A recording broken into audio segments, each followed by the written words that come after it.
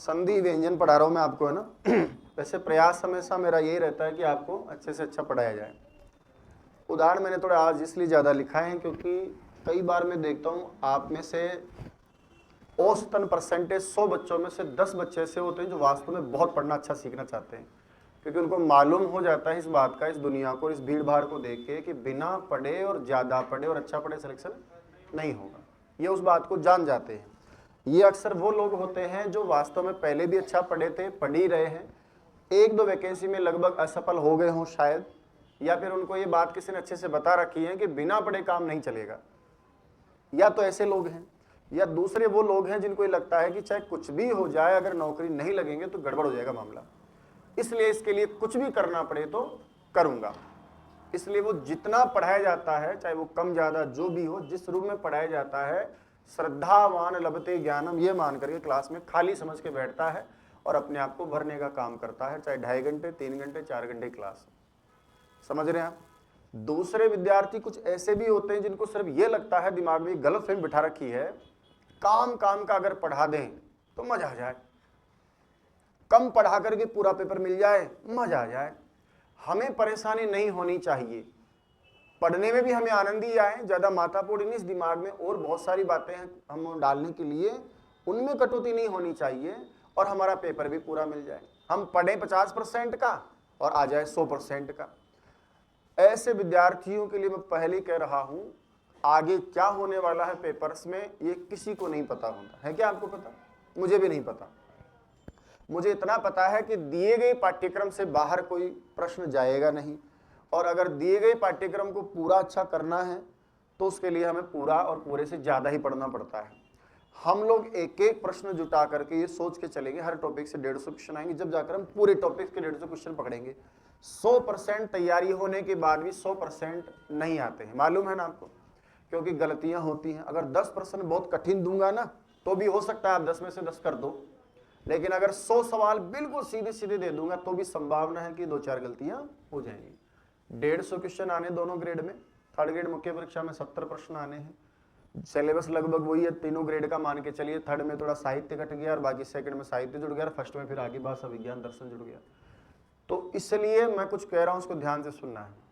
मैं अब ये कोशिश करूंगा, क्योंकि सप्लीमेंट्री हम नोट्स भी मैं दूंगा आपको, उसमें एक्सरसाइज और है, लेकिन मैं ये चाहता हूं कि व्याकरण विषय हो चाहे साहित्य विषय हो, जिसमें आप अपने हाथ से लिख रहे हो ना जो भी मैटर, इसलिए बार बार कहता हूं उसको सुंदर लिखा करो, अच्छा लिखा करो।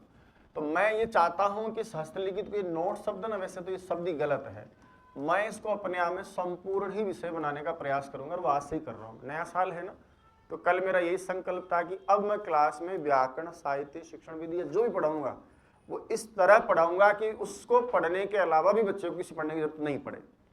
लेकिन जो ये समझते हैं कि गुरुजी हमको तो एक्स्ट्रा चाहिए ही चाहिए, हमें तसल्ली नहीं होती, हम एक्स्ट्रा ऑर्डिनरी बंदे हैं, हमको अच्छा समझ में आता है, तो हम चाहते हैं कि और भी पढ़ा जाए, तो उन सब के लिए हम लोग इसके अलावा अलग से आपको प्रिंटेड नोट्स तो दे ही रहे हैं, देना ही हम सबको दे ही रहे हैं, आपको देते भी हैं। तो वो लोग जिनकी यह है कि और अच्छा पढ़े और 2-4 उदाहरण देख जाए बेमी व्याख्या की, चलो अभी जैसे मान लीजिए मैंने आपको स्तुत्व के लगभग 40 तक 35 तक पहुंच गए हैं, किसी का माना कि 15-20 और पढ़ जाए तो क्या दिक्कत है।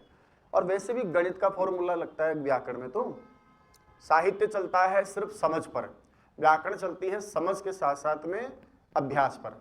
जितना समझ के अभ्यास करते जाओगे व्याकरण आपकी होती जाएगी। अब जैसे आपने आज पढ़ लिया भाई ये नियम है, तो हो सकता है कि 100 उदाहरणों में से 10-5 उदाहरण जो बड़े अजीब से हों, जैसे मैंने अभी चाह करके लिखा है सोम सूत्र नौ, लिखे ना ऐसे सोम सूत्र ढोक से, इनके अर्थ से कोई लेना देना नहीं संधि में, लेकिन एक बार अगर आप यहाँ देख जाते हो तो वहां कॉन्फिडेंटली जाकर काम कर देते हो। उदाहरण पढ़ के जाना कभी भी परीक्षा में सफल होने का प्रतीक नहीं है। उदाहरण को समझ के जाना, नियम को समझ के जाना, अगर आपने नहीं भी पढ़ा या ब्लैक बोर्ड पे या कहीं भी नहीं देखा ना आपने, तो भी आप उसको कर आओगे, क्योंकि आपको नियम मालूम हो गया। मेरे गणित के टीचर ने हर प्रश्नावली के 15 प्रश्नों में मुझे 3, 4, 5 प्रश्न हल करवाए, फिर यही कहा कि बेटा करो इसको बैठ के। किए हो आप भी? सेम पैटर्न यहाँ ग्रामर में लगता है।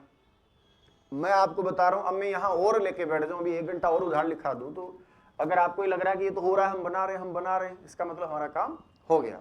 उदाहरणों में 3 प्रकार के उदाहरण होते हैं। सबसे इंपॉर्टेंट उदाहरण है लघु कौमुदी की व्याख्या का उदाहरण, सबसे इंपॉर्टेंट है, वो चाहे परीक्षा में आए चाहे नहीं आए। दूसरा उदाहरण होता है उसकी व्याख्या ग्रंथों के उदाहरण होते हैं, यानी जैसे भीमसेन व्याख्या बहुत प्रसिद्ध है, तो पिछली बार उठाया फर्स्ट ग्रेड में, अब इस बार में नहीं देखा मैंने कहीं भीमसेन व्याख्या कोई उदाहरण नहीं दिखा। तीसरा एक आता है विगत परीक्षाओं के प्रश्न।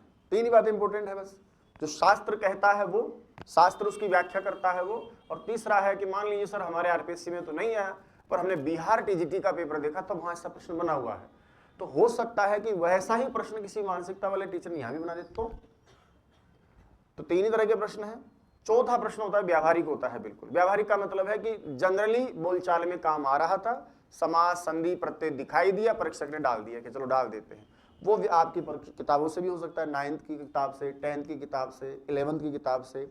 2010 का पेपर में 10th और 12th, 11th और 12th के भी प्रश्न आए हुए हैं। साहित्य की किताब का पहला एकलिंग जी का जो मंगलाचरण है वो तक पूछा हुआ है। तो कई बार परीक्षाओं को बनाने वाला जो पेपर होता है ना, बनाने वाला परीक्षक, उसके दिमाग को क्या पता कैसा है, वो इनके जैसा है कि इनके जैसा है कि मेरे जैसा है कि आपके जैसा है, उसके दिमाग का थोड़ी पता है हमको ना तो ये पता कौन पेपर बनाएगा, हमें ना ये पता है कि वो व्याकरण का ही शिक्षक होगा कि साहित्य का शिक्षक होगा, पता नहीं किसका, शिक्षण विधि का शिक्षक किसका पता नहीं। अरे मैं व्याकरण का विद्यार्थी हूँ, अगर मुझे पेपर बनाने को मिलेगा तो मैं अपने हिसाब से पेपर बना के आऊंगा, कोई साहित्य का कोई शिक्षक है तो उसके हिसाब से पेपर बनाएगा। तो हम लोगों को ये मानना है कि पेपर बनाने वाला सिलेबस से बाहर जाएगा नहीं, और सिलेबस के अंदर कुछ आ जाएगा तो हम उसको छोड़ेंगे नहीं। अब कब नहीं छोड़ेंगे, जब आप पूरा पढ़ के जाओगे, अधिक ही पढ़ के जाओगे। रोटी हम जब भी खाते हैं ना तो अपेक्षा करते हैं एक आध रोटी ज्यादा ही बनाते हैं, क्योंकि संभावना हमको फिक्स थोड़ी पता है कि आज 3 रोटी खाऊंगा, का 3.5 रोटी या 3 के प्लस 2 ग्रास खाऊंगा, क्या पता कितनी रोटी खा ले।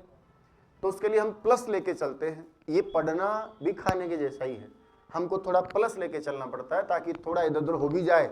अगर 2-4 प्रश्न समझ से बाहर हो, हमारे सिलेबस से तो बाहर नहीं जाएंगे, लेकिन हमारी समझ में नहीं आ रहा कहना क्या चाहता है।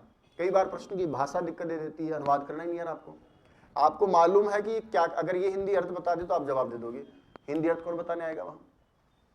उसके लिए हमको बहुत प्रयास करना पड़ता है, अभ्यास करना पड़ता है, बहुत सुनना पड़ेगा। मैं इसलिए कह रहा हूं कि मैं अब इसी तरह आपको हर चीज को लिखाऊंगा, पढ़ाऊंगा, चाहे वो व्याकरण हो चाहे साहित्य हो। कहीं कहीं आगे मुझे लगेगा कि भाई बेच का टाइम लंबा ना हो, इसके लिए मैं आपकी कक्षाएं भी बढ़ाऊंगा, 3 से 3.5 घंटे भी क्लास लूंगा तो लूंगा। अब वो 3.5 घंटा आपको बैठना है तो बैठना है, वो मेरे लिए नहीं है, वो सब आप ही के लिए, ताकि मुझे कभी ऐसा ना लगे कि हम जल्दी पढ़ रहे हैं कि धीरे पढ़ रहे हैं। जो चीज मुझे ज्यादा लिखानी है, ज्यादा समझानी है तो कोई दिक्कत नहीं, मैं 2.5 घंटे 3 घंटे की जगह 3.25 घंटे लेके बैठ जाऊंगा।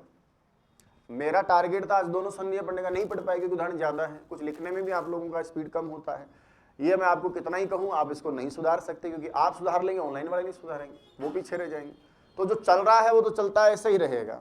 तो मैं अगर अधिक उदाहरण लिखाना चाहता हूं तो उसके लिए मैं क्या करूं, समय सेम समय में तो पार नहीं पड़ेगी, तो मुझे 2.5 घंटे की बजाय 3.5 घंटे बिठाना। वो दिया गया 1 घंटा आपके लिए जिंदगी में वरदान साबित हो जाएगा वो, क्योंकि शिक्षक के द्वारा किसी भी विषय पर दिया गया 5 मिनट अतिरिक्त वो आपके लिए सोना समझिए आप उसको। कुछ बातें ऐसी होती जनरली है, समझ जाएंगे तो हम लोग भी उसको छोड़ देते हैं, लेकिन अब मैं ये मान के चलूंगा कुछ भी जनरली नहीं है, ताकि आपको यहाँ पढ़ने के बाद कभी ये लगे ही नहीं कि यार कुछ पढ़ने की जरूरत है। अगर फिर भी कोई इधर उधर का फालतू का फूहड़ कुछ देखोगे तो वो नोट्स में मैं पहले ही डाल दूंगा, ताकि और सेटिस्फिकेशन हो जाए कि चलो इतना और इतना, और अब तो कुछ देखोगे तो भी आपको देखा देखा ही लगे। समझ में आ रही है मेरी बात। दूसरा यह है कि यहाँ जितने उदाहरण हम पढ़ते हैं पढ़ेंगे, अगर यहाँ एक बार देख रहे हो, सुन रहे हो, पढ़ रहे हो, फिर अपने हाथों से लिख भी रहे हो, ऐसा भी नहीं है कि कॉपी पूरी होने के बाद इसको पैक करके पटक देते होंगे, टेस्ट भी होंगे दोबारा, फिर पढ़ते होंगे, परीक्षाओं के डर से पढ़ते होंगे, रिवीजन के लिए पढ़ते होंगे, तो बार बार पढ़ना रहता ही है। तो ये सारा प्रोग्राम इसी तरह चलाएंगे। तो आने वाले 5-6 तारीख या 7 तारीख से मैं क्लास का टाइम कम से कम 3 घंटे और 3.5 घंटे के लिए रखूंगा तो रखूंगा, ठीक है भैया। दूसरी बात यह है कि जैसे आपने संज्ञा प्रकरण जिन लोगों ने पढ़ा है, संज्ञा प्रकरण का परसों मैंने एक टेस्ट लिया था, ऐसे हम टॉपिक टेस्ट में इस बार कतई कसर नहीं छोड़ेंगे।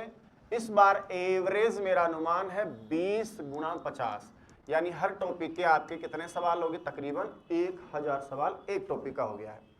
इस टॉपिक में सामान्य शास्त्र के जो मैं बोल रहा था वो सारे उदाहरणों के प्रश्न भी ले लिए हैं, उदाहरणों के। इसके अलावा जो विगत परीक्षाओं के पूरे हिंदुस्तान में जहां तक मुझे ध्यान है, जहां तक आज तक परीक्षा हुई है, वो प्रश्न भी ले लिए हैं। आरपीएससी में क्या क्या पूछा गया है वो भी इस बार डाल दिया सारा। और उसके अलावा बड़े प्रश्नों का डर है इसलिए वो बड़े प्रश्न भी बना बना के डाले हैं। और उसके अलावा जटिल नहीं होते, माथापची प्रश्न बोलते हैं जिनको, छोटा है लेकिन बड़ा खोटा है, ऐसा भी दिमाग लगा के, जैसे अभी मैं आपको पढ़ाया नहीं चाह करके, स्तो पद में समास कौन सा, ये भी डाल दिया तो डाल दिया।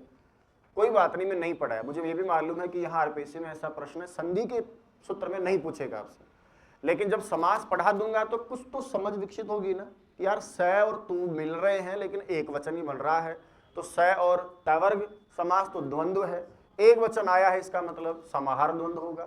ये अभी नहीं पूछा मैं, क्योंकि अभी मैं संधि का सूत्र पढ़ा हूं, यहाँ मुझे उसकी कोई जरूरत भी नहीं है। जब समास पढ़ा दूंगा तो अपने आप समझ विकसित होगी, उसका परीक्षण करने के लिए मैं वहां डाल दूंगा। तो मेरा काम है कि आपको किसी भी प्रकार के प्रश्न से डर को निकाल देना है, ताकि आपको जब भी पेपर में, जैसे अभी आपने पेस्टा कहा, मान लीजिए आज क्लास न होकर 3 दिन पहले होती, यही पेपर में बैठते, तुम कैसा लगता, अरे गुरुजी ने पढ़ाया था पेस्टा, अरे ये पढ़ा, ऐसा अगर हो गया तो मेरा पढ़ाना सार्थक और आपका पढ़ना सार्थक। इसमें दो बात है, इसमें आपकी मेहनत भी कम हो जाएगी, होती है, अगर शिक्षक पढ़ा ही रहा है आपको तो मेहनत कम होती है, इसलिए तो बैठे आप सब यहाँ। तो मुझे उस मेहनत को अगर करने का आनंद देना है कि गुरुजी आप तो पढ़ाइए, हम अच्छे से पढ़ रहे हैं, पढ़ेंगे, तो बस एक शर्त है, जितना पढ़ा दिया क्लास में अगर नहीं समझ में आया तो टोकिए मुझे कि सर ये कॉन्सेप्ट समझ में नहीं आया है। उदाहरणों में तो दिक्कत ही नहीं, चल ही रहे हैं तो समझाने का पूरा प्रयास ही करते हैं, फिर भी यदा कदा ऐसा लगे कि भाई सभी के समझ में नहीं आ रहा होगा, 15-20 लोगों की, तो उसको आपको पूछिए सार्वजनिक। एक तरीका सीखने का कि यार ये मेरे ही समझ में नहीं आया, मान लीजिए हो सकता है कोई बीएडी कर रहा हो, आज तक कभी संस्कृत व्याकरण हाथ में नहीं उठाई, साहित्य का नाम ही नहीं सुना, वो इंडिविजुअल अगर प्रॉब्लम है तो अपने साथी से बात करो कि यार मेरे तेरे समझ में आया क्या, कि भाई मेरे तो आ गया बढ़िया से, यार मेरे नहीं आया, मैं बता देता हूँ। क्योंकि आप अगर अपना व्यक्तिगत स्वार्थ देखेंगे तो बाकी सबका भी नुकसान कर देंगे। ये तो अपने आप पता चल जाता है कि यार ये चीज़ तो बहुत सामान्य थी, मेरे नहीं आई, मेरा ही प्रॉब्लम है कुछ। अपने आप देखो, आप सबका एवरेज नहीं है, बराबर नहीं हो सकता, आप सबका सीखना सिखाना सब क्या है, अलग अलग है, व्यक्तिगत विभिन्नता है। कोई बहुत जल्दी सीख रहा है क्योंकि वो पहले सीखा हुआ है, कोई बहुत धीरे सीख रहा है क्योंकि उसका पहला प्रयास हो सकता है। दूसरा है कि इस टेस्ट सीरीज में यहाँ सीखने के बाद जब मुझे आप कह दोगे कि गुरुजी आज की जैसे क्लास होगी और आपका कोई प्रश्न नहीं, तो इसका मतलब मैं तो यही समझता हूँ, यही समझूंगा, आप पूरी बात समझ गए हैं। ये जो नियम है इसमें से अगर अर्थ पूछेगा, उदाहरण पूछेगा, इसका अपवाद पूछेगा तो आप आराम से बता देंगे, तो मैं निश्चिंत हो गया हूं। अब यही सारे उदाहरण जो मैं यहां लिखाया हूं और अतिरिक्त नोट्स में प्रिंटेड में दूंगा, वही सारे के सारे आपको टॉपिक टेस्ट में मिलेंगे, अलग तो कुछ ही नहीं है भाई साहब। फिर आपका यहां स्कोर कितने % होना चाहिए, 100%। अगर ये 100% नहीं है तो इसमें किसकी कमी है बताओ, आपकी है ना। और अगर पढ़ने के बाद, सीखने के बाद, समझने के बाद उस आरपीएससी की परीक्षा के भय के बिना, एक कक्षा की परीक्षा जिसमें थोड़ा कम भय है, गलत भय लगना चाहिए आपको उतना ही, लेकिन नहीं लेते आप, बहुत हल्के में लेते हो। मैं देखता हूँ आप टाइम का ध्यान नहीं रखते, आ रहे हैं 15 मिनट पहले, 10 मिनट पहले आगे ले लिया, खींच लिया, रख लिया। आप अपना भोगेंगे, मैं मेरा कर्तव्य पूरा कर रहा हूँ, मुझे संतुष्टि रहेगी कि मैं अपना काम कर रहा हूँ। अगर आप कहीं गलती कर रहे हैं तो परीक्षा के बाद आपको पता चल जाएगा। पास वाले का सिलेक्शन हो गया, क्यों, टाइम से आता था, टेस्ट देता था, फालतू बकवास नहीं करता था, निकल गया आराम से, निकाल ली सीट। और आप आ रहे हैं, जा रहे हैं, धर्मशाला समझोगे तो आपका जीवन धर्मशाला ही बन जाएगा। फिर अगर संजीदगी से आओगे, टाइम से आओगे, टाइम से जाओगे, प्रश्न पर बात करोगे, टेस्ट को ईमानदारी से उसी डर से दो कि आज अगर मेरी प्रथम रैंक आई तो मुझे कोई मायका लाल नहीं हरा पाएगा। आज अगर पढ़ाए हुए में टॉपिक टेस्ट में से अगर मेरे 100 में से 100 नंबर यानी 100% रिजल्ट है तो क्या डर है। फिर अगर एक भी प्रश्न गलत हो रहा है तो उसका दुख मनाइए। यहाँ का 1% परीक्षा का 10% होता है, समझ रहे होगे नहीं। यहाँ अगर व्याकरण के में आपके टॉपिक टेस्ट में कितने % डाल रहा हूँ, 50। अगर आप 49 ही कर रहे हो तो यकीन मानिएगा वहाँ 40 ही करोगे आप, क्योंकि वो डर बड़ा है। और 1% गलत किया इसका मतलब कमी तो है भी आप में कुछ ना कुछ, वो कमी वहां ज्यादा निकलेगी, क्योंकि परीक्षा के दबाव में बुद्धि और विवेक मर जाता है। यहां तो डर ही नहीं है, फिर भी दिमाग काम नहीं कर रहा, तो वहां तो सुसु आएगा बार बार। परीक्षा दिए हैं, सबका अनुभव है आपका अपना, तो इसलिए इस परीक्षा को उस तरह जियो कि धीरे धीरे इतना सामना हो जाए आपका कि वो डर ही खत्म हो जाए आपका कि क्या डरना रोज रोज। ये तो आरपीएससी वाले दिन भी आपके हाथ ठंडे ना हो और ऐसे ऐसे करके जाते हो ना, वो वाला ना हो। बाथरूम की तरफ देखते हो ना कि एक बार तो सुसु कर ही जाता हूं, थोड़ा प्रेशर बन रहा है। अगर ईमानदारी से दोगे ना, आपको वहां डर नहीं लगेगा और हर प्रश्न पर एक अलौकिक आनंद मिलेगा आपको। ये भी पढ़ा, ये पढ़ा, ये पढ़ा, ये उस दिन पढ़ा, ये उस दिन पढ़ा। ये कहानियां सुनाना, थोड़ा हंसी मजाक करना, ये सब इसलिए नहीं है केवल कि हंसी मजाक करना। दो मुख्य कारण है, तो कक्षा को वातावरण बनाए रखना, आपका मन बोर ना हो, परेशान ना हो, क्योंकि परेशान मन से कुछ सीखा नहीं जाता। दूसरा ये भी रहता है कि भाई कुछ बातें कई बार ऐसी जुड़ जाती हैं कि मामला सेट हो जाता है कि यार उस दिन मजाक कर रहे थे, ये बात उस दिन की है, तो उससे भी मैंने सीखा है ना, इसलिए कह रहा हूँ। मुझे अपने गुरुजनों की, अपने साथियों की बातें याद आ जाती। कई बार ऐसा हुआ परीक्षाओं में, बोर्ड ही दिख जाता था ऐसे कि यहाँ पता नहीं क्या कह रहे थे, इधर इधर गोला लगाए जा रहे थे, उस दिन की बात है। तो कई बार कहीं का होता ना, कहीं का रूढ़ा, कहीं का टकार, पता नहीं क्या क्या, ऐसे भी प्रश्न निकलते हैं। आप अपने साथ बैठने वालों को मित्र भी समझो, लेकिन परीक्षा के टाइम आधा एक घंटा शत्रु भी समझो, और होड़ करके परीक्षा का पेपर दो, टेस्ट पेपर, तब तो आता है मजा। और ऐसे ही दे रहे और जा रहे हो, इकट्ठे करके रख लोगे, इससे पहले भी इकट्ठे ही किए होंगे, आगे भी करते रहोगे। जिंदगी में जो चाहते हो ना वो आपको नहीं मिलेगा। कागजों से भरोसा हटा करके अपनी बुद्धि पर भरोसा करना स्टार्ट करो।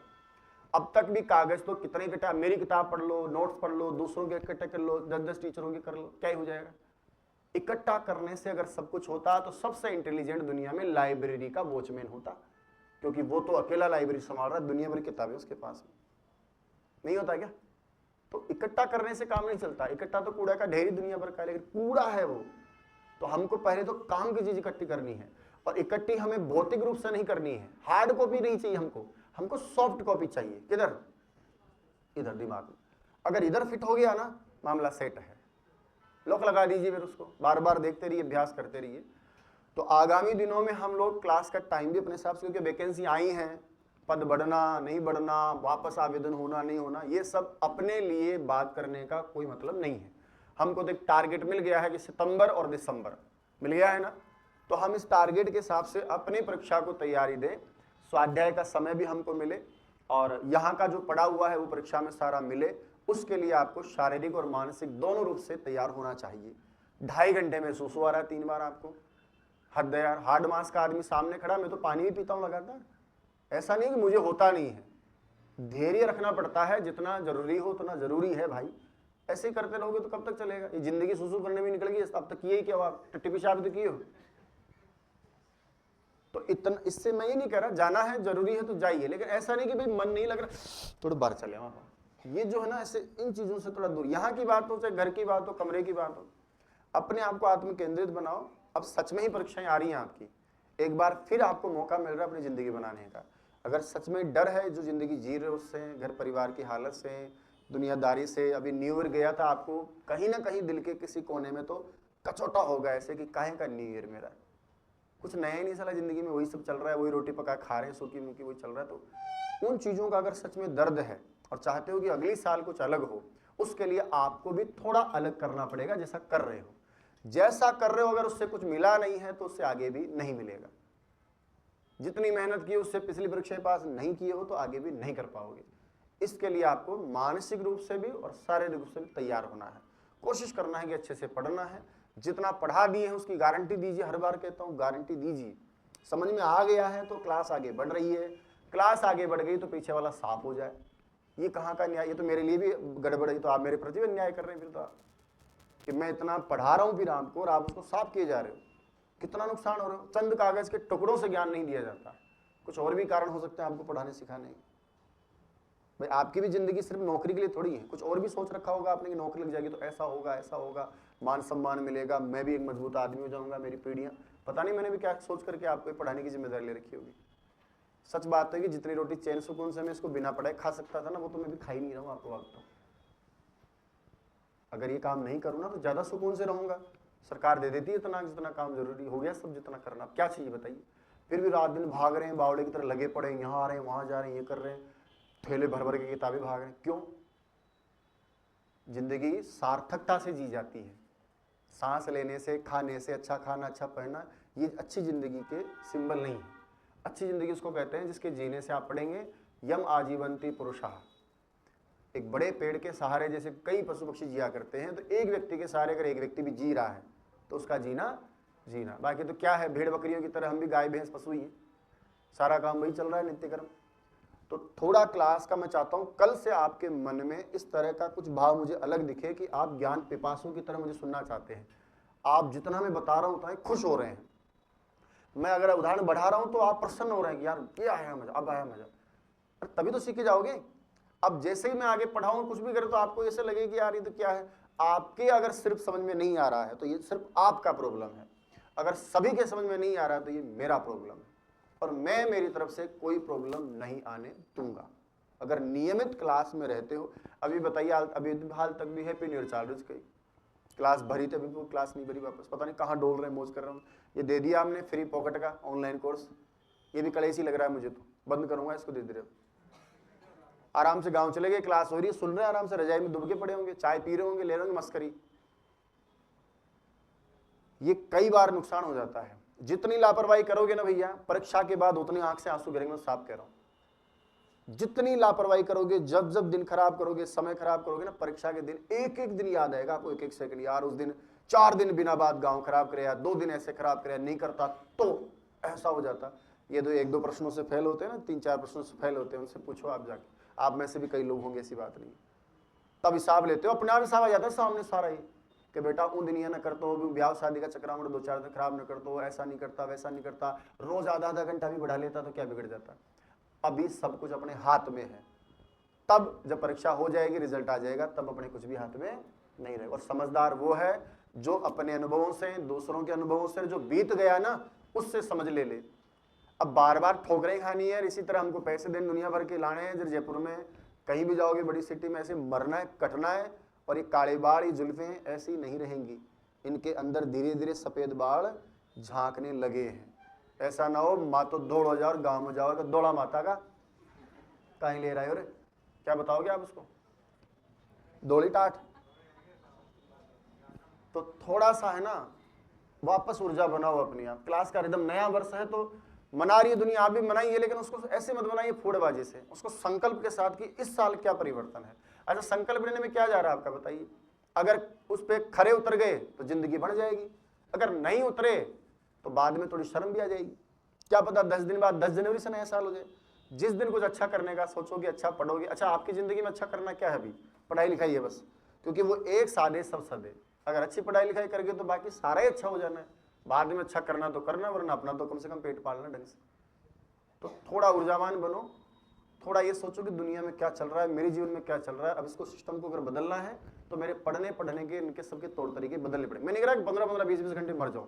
अरे 8-8 घंटे का भी अगर टाइम टेबल बनाओ ना, 8 घंटे आप सोइए, 8 घंटे अपनी बाकी जिंदगी के जो भी काम है, मौज मस्ती, खाना पीना सब करिए। कितना हो गया, 16। अभी भी 8 घंटे प्योर बचे मेरे पास। अगर ईमानदारी से इन 8 घंटों का मैं इस 2 जनवरी से इन्वेस्टमेंट या 3 जनवरी से ईमानदारी से इन्वेस्टमेंट कर दूं, तो मैं गारंटी लिख के ले लो आप मेरे से, अगर ईमानदारी से 8 घंटे डेली का, देखो 8 घंटे पढ़ने का, 8 घंटे सोने का, क्या 8 घंटा सो के कोई कमी रह जाएगी क्या, बताओ। और बाकी कामों के लिए भी 8 घंटा दे रहा हूं मैं आपको। चलो 3-4 घंटा खाना वाना बनाने में, तो 4 घंटा, 3 घंटा खेलिए, आधा घंटे कहीं चले जाइए गार्डन में, कहीं कुछ छोटा मोटा कोई बैडमिंटन डाल लीजिए, यार दोस्तों की, कौन मना कर रहे हैं। लेकिन ईमानदारी के अगर 8 घंटे आज से इन्वेस्टमेंट कर लो 2 जनवरी से, तो सितंबर में होने वाला एग्जाम पास होना बहुत छोटी बात हो जाएगी, अच्छी रैंक से पास होके जाओगे। लेकिन शर्त है ईमानदारी से डेली रूटीन का 8 घंटा सोना, 8 घंटा ईमानदारी से अच्छा पढ़ना, और 8 घंटे का बाकी अपने लिए नित्य कर्म और बाकी मौज में लेना। दिमाग भी स्वस्थ, शरीर भी स्वस्थ, पढ़ाई भी मस्त। लेकिन कलेश क्या है, मरेंगे तो 15-20 घंटे मर जाएंगे सुबह से लेकर शाम तक, और फिर सोएंगे तो ऐसा सोएंगे कि दूसरे दिन के 12 बज रहे हैं।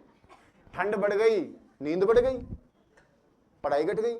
अब आज थोड़ी धूप खिली है, थोड़ा पढ़ने का मन हो गया, सो कम लिए। किसी दिन ऐसा मन कर गया कि नींद ही नहीं आ रही, तो सोचेंगे आज तो चेप लिया पढ़ाई ने, 2 बजे सो रहे हैं, दूसरे दिन दोपहर को 2 बजे बाद उठ रहे हैं, हो गया कोटा पूरा। फिर 3 दिन कहेंगे यार मार तो मातो दुख रही, जिंदाड़ा में 2 बजे सोए सो, जिंदाड़ा कर कड़क दड़ा दड़ा दड़ा कर दे। ये अनुशासनहीनता है।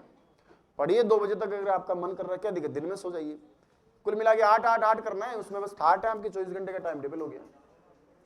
अभी भी अगर आप नहीं पढ़ रहे हैं तो मैं इसलिए बोला हूं क्योंकि समय चला जाएगा, एक दिन ये क्लास ऐसे ही खत्म हो जाएगी, यहां से भी चले जाओगे, स्वाध्याय भी खत्म हो जाएगा, और जयपुर से भी चले जाओगे। बहुत बुरा लगेगा अगर खाली हाथ चले गए। तो इतनी दूर आए हो, सब कुछ मैनेज किए हो, तो बावड़े तो हो नहीं, बस कभी कभी हम रास्ते से भटक जाते हैं। मैं बस इतना चाहता हूं कि अगर आपकी औकात 5 घंटे पढ़ने की है ना, उसको 7 घंटे कर लो बस। अगर 7 घंटा है तो उसको 9 घंटे कर लो, 9 है तो 11 कर लो। अपने सामर्थ्य से ज्यादा अच्छा पढ़ो, सामर्थ्य से ज्यादा बढ़िया शोर आनंद करो, टेंशन नहीं। बोझ के साथ अगर चलोगे तो कमर भी टूट जाएगी, बुढ़ापा भी आ जाएगा, घर जाओगे तो खाली जाओगे। अगर आप पढ़ के नौकरी नहीं लगे ना, तो वो 10वीं क्लास पास का जोड़ जिसने पढ़ाई छोड़ दी थी ना, उससे भी पीछे चले जाओगे, ध्यान रखना। क्योंकि वो 10वीं क्लास पास करने के बाद बीते 7-8 सालों में अगर 10,000 महीने कमा रहा है ना, परिवार को पाल रहा है, परिवार में बोझ नहीं, आप सब बोझ है इस समय परिवार में। फिर उसके बराबर में जाकर खड़े होंगे ना हटके, तो वो आप पे हंसेगा, बीएड कर लिए और जाओ कोचिंग अमर बड़ को दी जानो, कहीं ले रहे भैया। वो अपने आराम से मकान भी बना लिया होगा, बाकी सारी चीजें भी ठीक कर लिया होगा, और उसकी जिंदगी चल रही है। आप तो काम भी नहीं करोगे, लाट साहब हो ना, आप तो बीएडधारी हैं, आप तो पढ़ने वाले पढ़ाकू लोग हैं, तो बाकी का काम करना भी औकात नहीं। मैं तो साफ कह रहा हूँ, मैं तो मेरा ही देखता हूँ, मेरे से और कोई काम नहीं होता पढ़ाई के अलावा। तो मैं आपको भी ऐसा ही समझता हूँ कि भाई और भी बस की नहीं आपकी, कहीं मजदूरी करोगे, पत्र बैग तो उठता ही नहीं आपसे, अपना शरीर तो उठता ही नहीं, हाथ लगाएंगे तो शरीर उठाते हो आप। कहाँ मजदूरियां करोगे आप 7-7, 8-8 मंजिल पे, कहाँ बाठा उठा लाते। तो समय रहते अपना सेट करो, अच्छे लोग पढ़ने वाले दोस्तों की संगत करो, बिना बात का ये जो फूड है ना फालतू का ये कचरा, इसको साफ करो इधर से इधर। ये मोबाइल्स में रील्स देखने से जिंदगी नहीं बनेगी। थोड़ा नियमित अपना कंट्रोल रखो जितना आवश्यक है। अच्छा देखना ही मोबाइल आधा 1 घंटा, कुछ अच्छा ही लिख लो उसमें, कुछ मोटिवेशन डाल लो, पढ़ाई कैसे करें, कुछ भी डालो अच्छा। मोबाइल देखना भी हो जाएगा और लगे हाथ अच्छे विचार सुनने को मिल जाएंगे।